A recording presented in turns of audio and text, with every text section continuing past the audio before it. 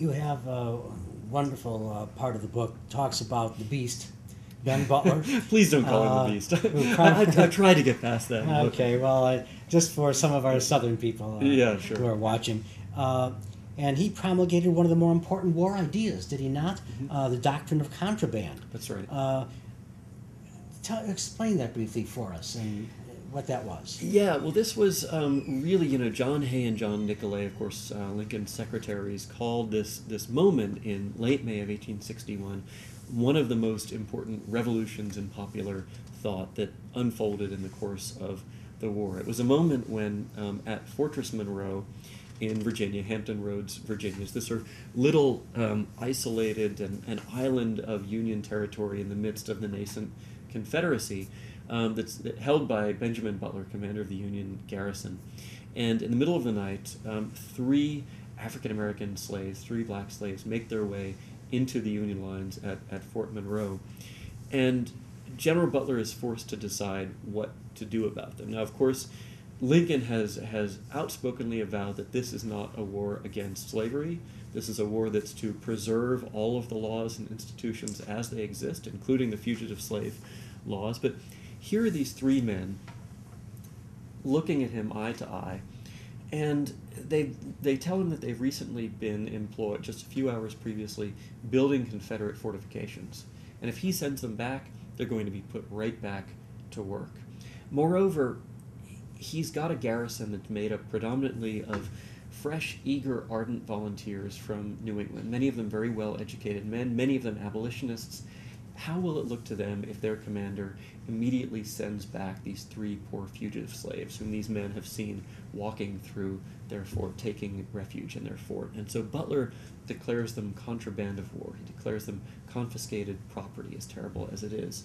And this quickly becomes a revolution where thousands and then tens of thousands of slaves, a year and a half before the Emancipation Proclamation, flock into the Union lines and really thrust slavery into the forefront, onto the agenda, before Lincoln and most of the Northerners really were ready to have it there. They turned it into a war over slavery before anyone else was ready to.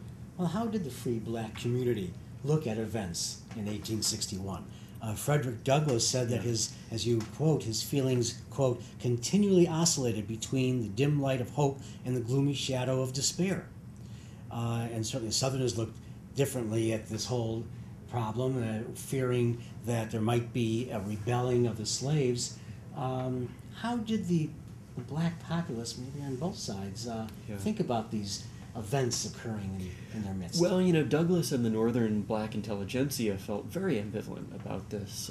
Douglass actually was, it's amazing, literally on the eve of the attack on Sumter, he was preparing to take a trip to Haiti for the first time, the black republic in the Caribbean. And he's planning to go down there. He's so disenchanted with Lincoln, this president whom he campaigned for, and who's now backed away, it seems, from his anti-slavery commitment. And he's so disenchanted that he's thinking about emigrating to another country, simply giving up hope. Douglass, who had been so hopeful about black people fully becoming Americans. And then Sumter is attacked, and he decides at the very last moment not to depart on the steamer for Port-au-Prince. And he says, well, at any rate, this is no time to leave the country, and sees the chance that possibly in these gathering clouds of war there may be signs and portents, as he puts it, for liberation. But also there's a story, and really just in recent years with some historians doing remarkable work on this, it started to emerge, the story of how black slaves in the South reacted to this crisis, that they were very politically aware, and aware that this could turn into, and that they could help to turn it into a war that would erode, undermine the foundations of slavery, and began working in all sorts of ways from the very first weeks of the war to undermine the Confederacy from its very foundation. So that's a huge part of the story that hasn't been told, a very heroic part of the story that hasn't been told. Yeah. Now, both sides, you have a wonderful chapter on July 4th, 61, and how both sides celebrated the 4th of July, but they each were celebrating from their own descendancy from the Revolution. You write, here was the difference between the American colonies' revolution and the Southern states' rebellion. Yeah. Talk to us about what July 4th was like, and then we'll get into Lincoln a bit. Well, it's interesting. There's this moment that I found at Fort Monroe, the fort in deep southern Virginia, a little Union outpost where Butler was the commander. On July 4th, 1861, the Union men of garrison are all getting up and preparing for the holiday, and they hear the sound of guns booming from across the James River, and they think, is this some kind of sneak Confederate attack? And then they realize it's the Southerners, the Confederates, saluting the July 4th holiday. And each side was claiming the legacy of George Washington. The Southerners said, well, George Washington was the original Southern rebel. He was a slave-holding Virginian rebel against the tyrannical British rule. So they claimed him as one of their own and maintained that if he had been alive in 1861, he would have been a founding father of the Confederacy.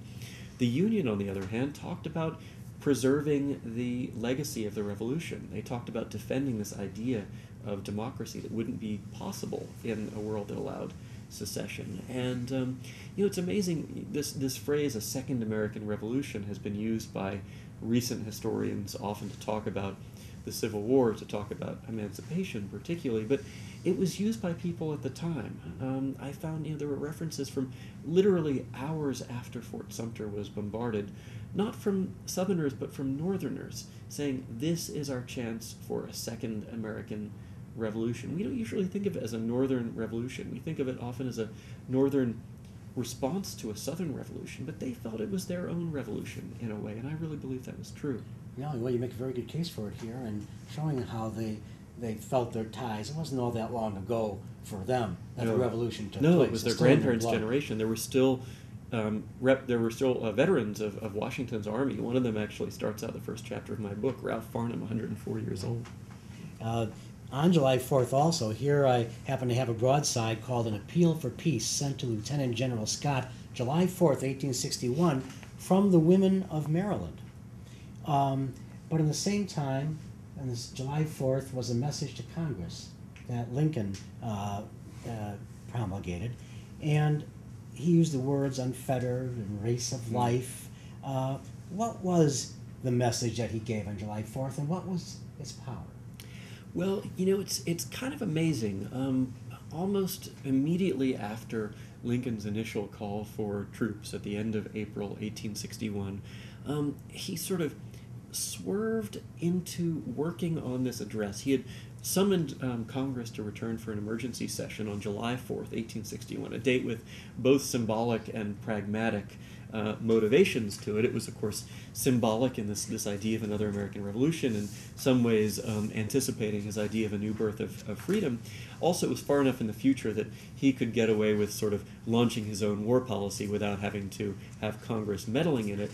But he's preparing a message to Congress, and it's amazing because he just sits down and he writes and writes and writes, draft after draft, at a moment that you might think he'd be paying more attention to political and immediate political and military affairs. He's writing this 6,000-word history and manifesto, history of what has happened in this crisis, and manifesto of why this war was being fought. And everybody is perplexed. For the last several weeks of June, he says he doesn't want to see any visitors at all in the White House. He's just drafting this message. But I see this message as being a kind of roadmap for Lincoln, intellectually and politically, for the 4 years that lie ahead. And also as a kind of a rough draft of really everything that he would write, his ideas for the rest of the war, a rough draft of the Gettysburg Address. Actually, he uses some language that really foreshadows the Gettysburg Address in this message to Congress. It's actually often described as a speech to Congress, even by some very reputable historians. It was not. He sent it. John Nicolay carried it up Pennsylvania Avenue, presented it as a document where it was read in an inaudible monotone by the clerk of the House.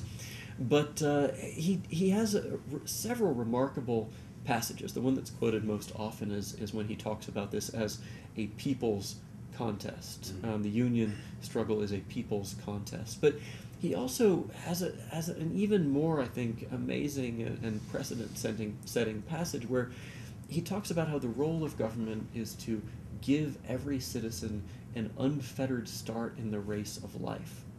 This was something wholly new in American politics, really. This idea of a government that is a sort of an activist government in a way that, it almost sort of foreshadows things like the New Deal in the 20th century. This idea that government isn't simply about, collecting tariffs and running the military, but also has a sort of a social role. And he uses this language, the race of life, which I think is sort of drawing on Darwinist ideas that were floating around. This is a year after Darwin appeared. Darwin and absolutely, Darwin was very much in the air at the time, and it's interesting too because he originally in his first rough draft, and Douglas Wilson writes about this in his wonderful book Lincoln's Sword. I can't claim to have discovered this, but he originally writes in his rough draft an even start in the race of life, which when you think about a life from the perspective of a writer, an even start is a much cleaner, more elegant metaphor. But then Lincoln scratches out that word even and he writes unfettered start in the race of life.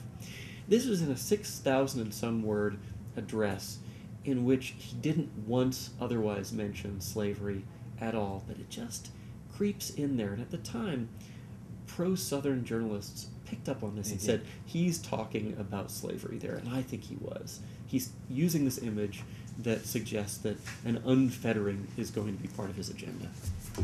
And so it was picked up, and it was a powerful message, Congress, one of the 5 that he gave, actually, during his time. I'm going to put you to work for a few moments while I thank people who have bought these books ahead of time. Why don't you begin to sign some of these? Sure. And I'm just going to thank some like Bill in Ludington, Michigan, Dee in State College, Pennsylvania, Patrick in Portland, Oregon. These are signed already, actually. These are all signed? Yeah, well, the ones that are sort of more to the right there. Let's are the put ones those over there, and let's right. give you some more to do. We started you out ahead of time. The ones on the right are the ones that I haven't... Have you signed all these? I've signed all of those. I think it's those 2 stacks over there well, on the then far you know side. what? You're going to sit there, and I'm going to start saying this. Okay. Michelle in Fort Wayne, Indiana. Audrey in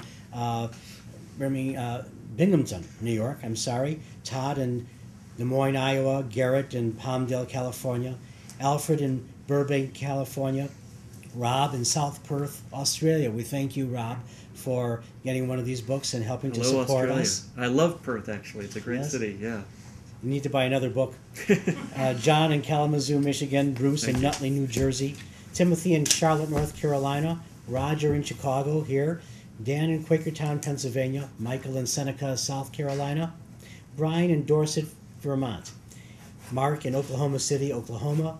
Wayne in Samonock, Illinois. Dave and Wendy here in Chicago. They were here just the other day.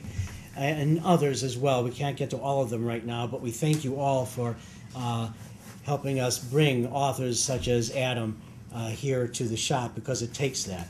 We want to let you know that our next virtual book signing is going to be on June 13th at 12 noon. That's a Saturday. And we'll have Joseph Goodheart talk about his new book, Soldiering in the Army of Northern Virginia. And I'm going to mess this up, aren't I? Wei Hong-Shea talking about his book, West Pointers in the Civil War. And we think you will like both of these books immensely. So that's June 13th. I hope you will join us for that. If you're watching this and have not had emails from us, please email us from virtualbooksigning.net and give us your emails, and we'll let you know of these and others that are coming up. There's so much more in this book that we could have talked about, actually, and you're going to have to read this book to get into it. And as well as Adam speaks, he writes even better.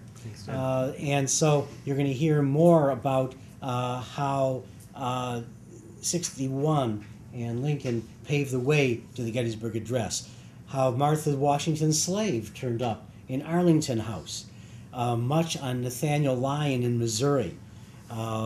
Garfield, we talked about James Garfield, and you brought him to life. Maybe at the end we'll get into that for 1 second.